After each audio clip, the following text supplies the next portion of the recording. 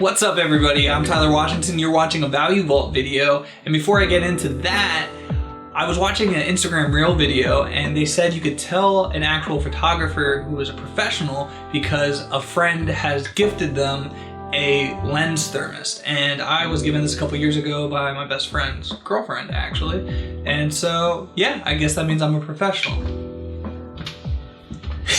But on to the serious point about this video, we're gonna be talking about shutter speed. Last time I talked to you guys about frame rates, and so this actually goes hand in hand with frame rates, and this is going to be your shutter speed. So what is shutter speed? Shutter speed is the speed in which the shutter closes, or the camera, if it's digital, refreshes, right? For the sensor. And so what happens with the shutter speed is if you have a quicker shutter speed, like something like 1/250th of a second, right? That's gonna be really crisp, so you're gonna see a lot of details in that shot. But if you have something very low, like 1/30, and something's moving in the frame, there is probably gonna be a lot of blur. So how does this work with video?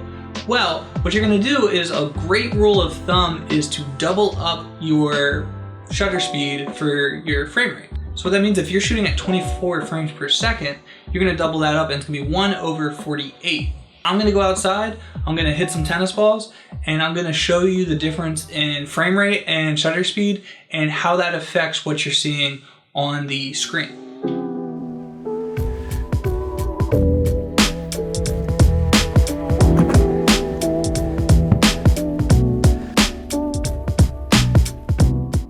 All right, so the first video we have up is gonna be me hitting a ball at 24 frames per second. All right, cool. So 24 frames per second, I shot this at 1/48 of shutter speed, right? 1/48, and it's very natural. Everything that you see there is kind of what you would see if you just went outside and watch me hit a ball across the field because I'm bored, right? Let's take a look at another one. So all of these right now are gonna be played at what I have set in my timeline, which is for a 24 frames per second timeline. I'm gonna bring things down to that 24 frame per second rate. So with this next one, I just dialed it back a little bit. I believe it comes down to 80%. If you shoot at 30 frames per second, you bring it down to 80%, and that would be at about a 24 frames per second rate. So let's take a look at this. I shot this one at, if I'm at 30 frames per second, I'm shooting this with a 1/60 shutter speed. So let's quick take a look at another one. This was shot at 60 frames per second, so things might look a little smoother. If you can really pick up on the detail, let me know in the comments below if you can see the difference between the 24, the 30, the 60, and then I'm gonna be showing you 120 in a second. So you might start to see a little less tail when the racket comes through. You won't see that kind of drag effect. You'll just start seeing it in real time. And then this one, you might have just been able to track the racket very well through the whole time.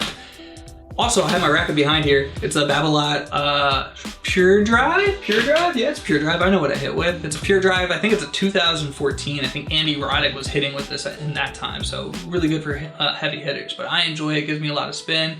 There's a link below to Frometh. You could definitely check them out. Go to their racket wall, which is fucking huge. I'm sorry, I don't know if I'm allowed to curse. It's huge. And they'll even let you demo some rackets, so if you're trying to get into the game, check Frometh out. All right, cool. Now let's take these down in one frame from each of these frame rates and shutter speeds to see what we're looking at. So the first one that we're looking at here is going to be 24 frames per second, shot at 1/48 of a second.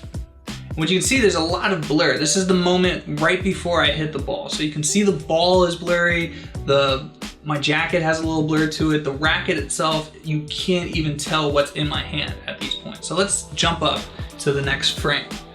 So this next one is gonna be shot at 30 frames per second, which means we're shooting at 1/60th of a second, right? And you can start to make out a little bit of the shape. You can kind of see the ovalness in the racket head. The ball is still very blurry, and there's still some blurriness in my arms and in my face. So let's jump this up just a little bit more to 60 frames per second. So this is 60 frames per second, a moment right before I hit the ball, and you're starting to see a little more detail. It's still not crazy crisp, and it's probably because I was swinging the racket, so the racket head speed's gonna go very quick. So Maybe not the best one. Maybe next time I'll just drop a ball to show you guys. But you can, again, start to make out some of these details. While it's not the clearest thing ever yet, you can still see those little movements of points. So if like you were drawing a cartoon and you saw a little bit of emotion and they're trying to show you the pathway something's coming from, this is kind of similar to what you're looking at right here. All right, and this is shot at 120 frames per second. So my shutter speed was all the way up at 240 for this, right? Because you're gonna double everything up. So my shutter speed was 1/240. And now you can see the racket detail. You can see the ball a little crisper. My jacket's really not flying around. You can see my hand and how it's being held. And you can see a little more detail in the beard, right? So what I'm trying to show you here is what the relationship between your frame rate and shutter speed operating underneath these rules actually looks like. And here's the thing though, you don't have to follow these rules. A lot of people will up their shutter speed depending on the situation if they want to show a little more detail, a little more surrealness, add a little butter is something that somebody said to me once was when we were shooting, I think it was an after hours at Pagoda City Studios at the Goggle Works. They shot it up at, I think it was 80 frames per second. I think we were shooting at 24 frames per second maybe, but we jumped up the shutter speed a little bit and it just adds a little more detail as you're moving through the frame and it becomes a little crisper, a little smoother sometimes even. So that's where that butter comes from. But all in all, here's the rule. Whatever your frame rate's gonna be, double it up and that's gonna be the most natural looking video that you can shoot. However, you can drop down the frame rates and add this really interesting whooshing effect if you really wanna create some disorientation or if there's a lot of action and you wanna see it, up the shutter speed. But if there's a lot of action and you want it to feel like there's a lot of action, sometimes it's better to drop that down and create that blur effect this thing is coming through to really amp up how things are moving quickly.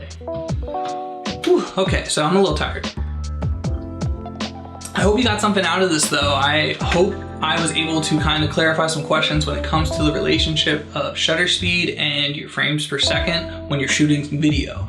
There's a lot more tricks and tips that go into shutter speed when related to photography, and I could get into that in another video next time if you're interested in it. If you are interested in learning more about photography, videography, if there's certain questions that you have, let me know in the comments below and I'll make sure to make a video about it. And if I don't know, I'm trying to bring in a lot more cinematographers, photographers, podcasters to have different types of conversations with to expand the knowledge, because it's very important as we're all going out there and creating that we know why we're doing the things we're doing, why we're setting our camera on the certain settings. There's more than enough opportunity out there for all of us, and I just want to make sure that when we go out there, we're putting our best foot forward.